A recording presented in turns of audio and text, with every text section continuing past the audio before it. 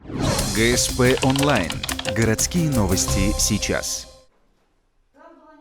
В Ухтинском филиале общественной приемной главы обсудили дорожные изменения последних недель. В частности, во многих местах города недавно изменили разметку на проезжей части. Это коснулось выездов и заездов в дворовые территории через несколько полос. Например, близ дома номер 28 по Октябрьской, куда теперь нельзя завернуть, двигаясь от ярмарки, или наоборот вырулить из проезда на светофор. Таких мест в городе теперь немало. Прошлый год и уже этот год, вот именно при заезде и выезде со дворовых территорий, где 4 полосы для движения, у нас имеются пострадавшие, в том числе и дети. Чебюрская у нас Оплеснина, космонавтов, ребенок пострадал при выезде с Оплеснина.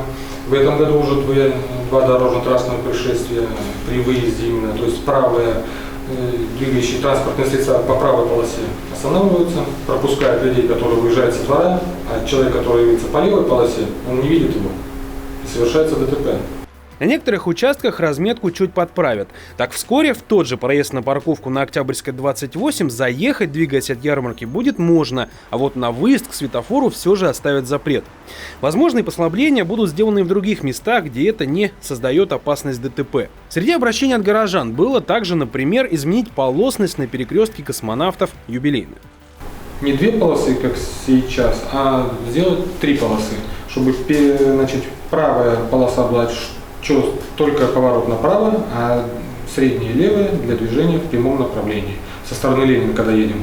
Этот вопрос обсудят на горкомиссии по безопасности движения. В случае согласия полосность изменится.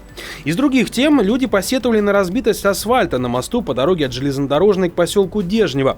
Как прокомментировал начальник Ухтинского ГИБДД, по самым опасным участкам они передают информацию в спецавтодор для принятия соответствующих мер.